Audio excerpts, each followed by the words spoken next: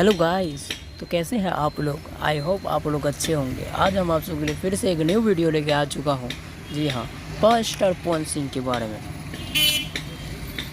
Power star Pawan Singh अभी कहाँ है, क्या कर रहा है, वो हम आप सबको बता रहे हैं ये वीडियो में।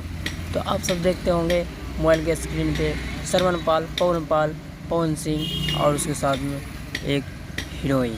जी हाँ, तो इसका मतलब पावर स्टार पवन सिंह, पवन पाल म्यूजिक वीडियो डायरेक्टर है, उससे मिला है। इसका मतलब सॉन्ग शूट हो रहा है। वैसे मैं आज हो सकता है तो सरवन पाल से पूछूंगा कॉल करके, कौन सा गाना शूट हुआ है और आप सबको हम बताएंगे। हो सकता है तो हम आज वहाँ पे सेटअप नजफगढ़ दिल्ली दीनपुर में सेटअप लगा हुआ है, हो सकता है तो वहाँ भी हम जा सकते हैं और आप सबको हम, अगर पवन सिंह वहाँ होगा तो आप सबको हम लाइव फेस टू फेस दिखाएंगे। फिर मिलते हैं दूसरे वीडियो में, तब तक के लिए बाय। और हमारे चैनल में नए हैं तो सब्सक्राइब कीजिए, लाइक कीजिए, शेयर कीजिए, कमेंट कीजिए। बाय।